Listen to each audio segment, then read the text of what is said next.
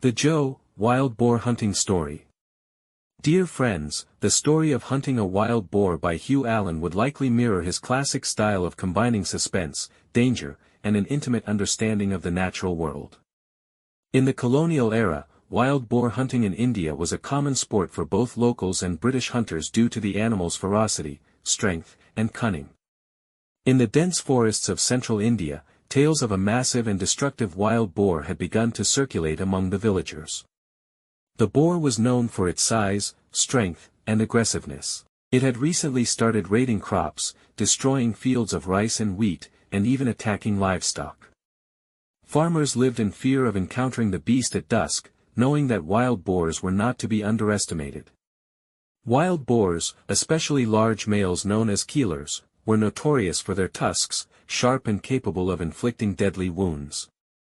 The boar in question had earned a reputation not just for its destruction but also for its aggressiveness, chasing villagers and challenging anything that crossed its path. Several near-death encounters had already occurred, with one farmer lucky to escape with only a gash across his thigh after being gored by the creature.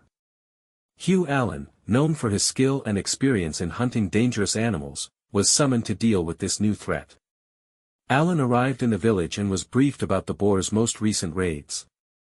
He listened to the stories of its size and ferocity, and although familiar with the danger posed by wild boars, he knew that this particular animal would require careful planning. Unlike tigers or leopards, which were often stealthy predators, wild boars were unpredictable, fast, and prone to charge directly when threatened.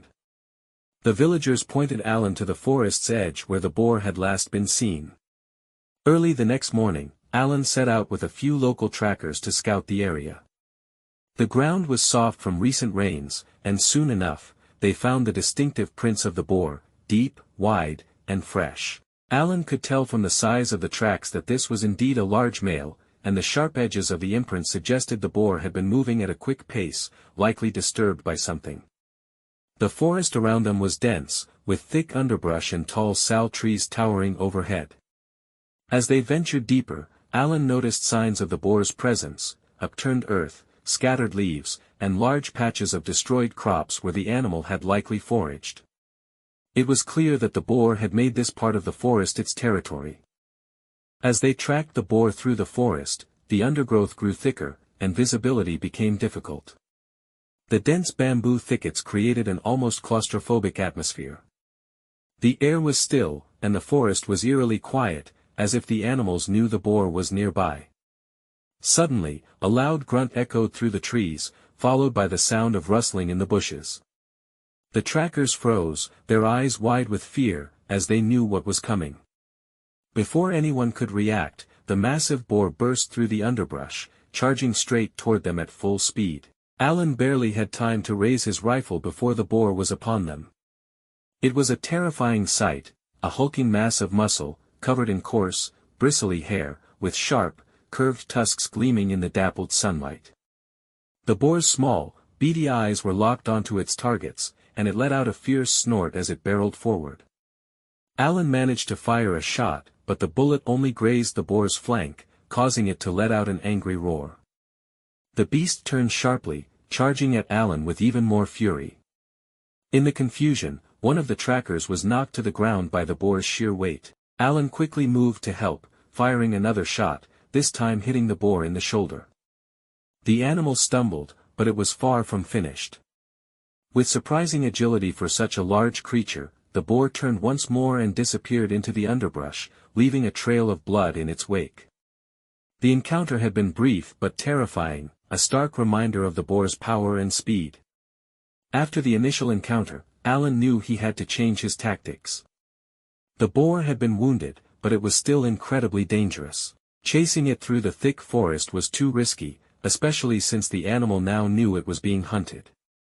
Allen decided to use a more strategic approach, luring the boar into an open area where he could get a clear shot.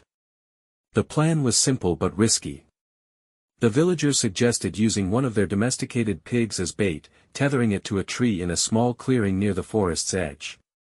Wild boars were territorial, and the scent of another pig would likely draw the injured boar out of hiding, especially if it was still in an aggressive state. That evening, Allen positioned himself on a small hill overlooking the clearing, his rifle ready.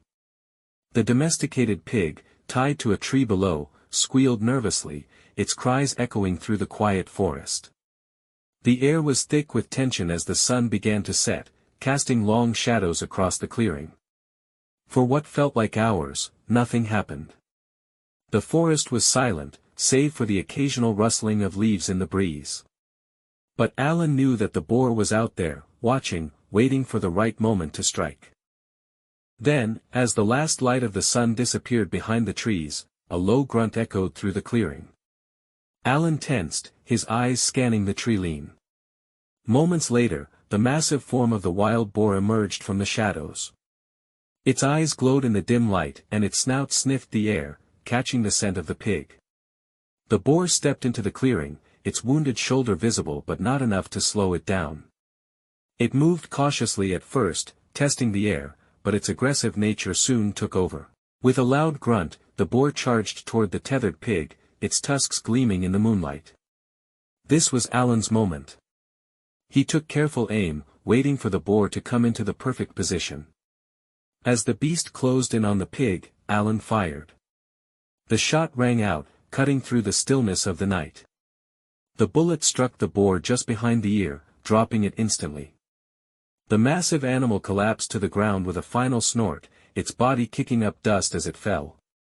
Alan remained still for a few moments, his heart pounding in his chest, before slowly rising from his position. He approached the fallen boar cautiously, his rifle still at the ready, but it was clear that the animal was dead. Up close, the boar was even more impressive than Alan had imagined. Its body was enormous, easily weighing over 300 pounds, and its tusks were long and sharp, capable of causing fatal wounds. It had been a worthy adversary, one that had tested all of Alan's skill and experience as a hunter. The villagers were overjoyed when Alan returned with news of the boar's death. They had lived in fear of the animal for months, and its demise brought a sense of relief and safety to the region. They celebrated Alan's success, hailing him as a hero for ridding them of the destructive and dangerous beast. For Alan, the hunt had been another reminder of the unpredictable nature of the wild.